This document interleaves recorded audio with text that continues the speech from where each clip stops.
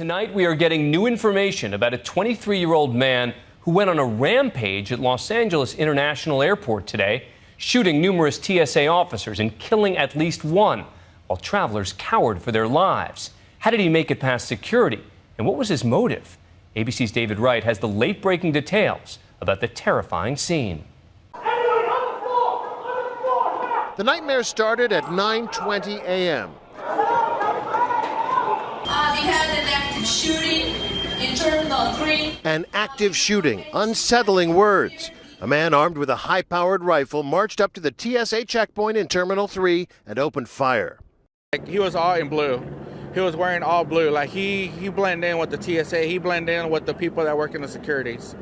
First shot went out, and I mean, it was a loud bang. I mean, boom. Witnesses say he appeared to be aiming at TSA officers, killing one TSA officer, wounding another. That's the wounded officer running to safety, flanked by airport police. One passenger gave a chilling account of his close call with the gunman. And he said TSA with a question mark, and I just shook my head, and he kept on going. So I was looking down, basically down the barrel of a gun. He was carrying a rifle that was about, 2.5 feet long rifle. He didn't seem to have anything in it for me. So, we didn't have a long conversation. I just shook my head and cowered in the corner. At least 4 others were injured in the melee. Did people panic, or would everybody panicked? Everybody dropped to the ground and started crawling across the ground really quickly. Nick Pugh was right there at the Terminal 3 checkpoint line. Okay, all right, everybody. He followed others out the nearest exit and found himself on the tarmac. We're going to be loaded onto shuttles soon. Where police were searching for a possible second suspect. I went out an emergency exit and ran down onto the tarmac. Running across tarmac, the cops come to me, thinking I'm maybe the guy, hands up, down on the ground, handcuffed, and I was left there on the ground for 10 minutes. They thought you were the suspect? I think so, well, absolutely. Inside the terminal, pandemonium. Some hid in the bathroom. Others ducked for cover behind whatever large objects they could find. Come on, you guys. We grabbed all the big luggage, and then I stacked them high. Big row, stacked them, and next thing you know, I looked, glanced at him, and I see him shooting down this escalator. And I told my wife, when I say 3, we ran. I waited until he's not looking towards us so we could all run. Police led some passengers out through the terminals, hands raised. Others were escorted out onto the tarmac until the coast was clear. The gunman made it all the way inside the terminal, having shot his way past the checkpoint. Suspect got back very far into a terminal. There's a Burger King that is quite a ways away from the screening station, and he was able to get back there. They finally cornered him outside Burger King and shot him. That's his gun on the floor. Everybody stay together. Police now say they believe he was acting alone, and they've ID'd him.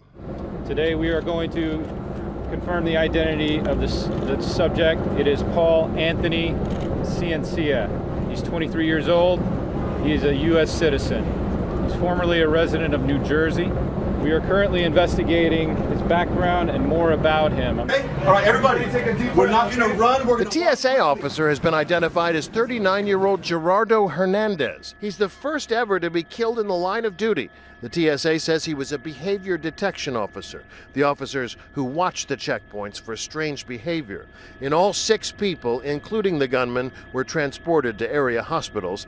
Doctors say one is in critical condition with gunshot wounds. Late today, authorities said he had intended the carnage to be worse. There was additional rounds that this gunman had, and the fact that these officers were able to neutralize the threat as they did, there were more than 100 more rounds that could have literally killed everybody in that terminal today. As for a possible motive, only clues at this hour. Law enforcement sources tell ABC News authorities found a note from the suspect with an anti-government message indicating he expected to die today.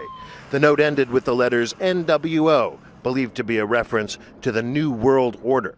Tonight, his roommate said this didn't sound like the person he knew. There was never any discussion about the federal government or problems with the government. There was never any kind of about any hatred or any hatred group or anything like that.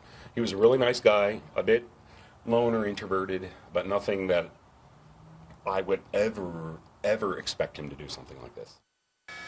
Although authorities believe he acted alone, they are investigating possible ties to domestic terror organizations. We believe at this point that there was a lone shooter, that he acted, at least right now, was the only person that was armed in this incident. This morning, another possible clue from the Pennsville Police Department, Paul Ciance's hometown. It's a small town. The police chief knows the family. Chief, you know this family well. You grew up with the father. What kind of family are they? Good people. Everybody in Pennsville is good people, and I really think that, this is a circumstance that the FBI is doing a great job, and obviously, it's back home here in Pennsville, and, we're going to do the best we can to help them out. The family called them this morning, warning of disturbing text messages he'd sent. ABC News spoke with the Pennsville police, who said their younger child got a text message from Paul stating that there were some comments in there about his well-being, and he wanted to possibly take his own life. And at that point, Paul, his father, called me, and I went over there and I made some phone calls to LAPD to try to get a well-being check on him. Clearly, they were too late.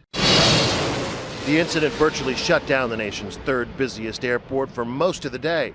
The LAPD blocking off all main roads leading into LAX so that passengers arriving to catch flights were stuck in traffic or stuck on foot with their bags. The few passengers who landed had to hoof it half a mile to catch a ride. Most of them milled at the ticket counters, where it was standing room only. The terminals themselves were clear most of the day.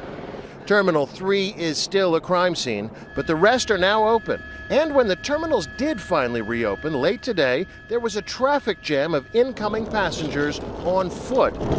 I don't think we're going to get in, but eventually. Lugging their roller bags. Today's incident is already prompting a review of security procedures at U.S. airports. The TSA union, for one, pressing for more of their officers to be armed. Most do not carry guns. If you're flying at any U.S. airport in the next couple of days, expect to see a more visible presence of local police. And if you're flying out of LAX, brace yourself. It could take days to get things back to normal. I'm David Wright for Nightline at LAX.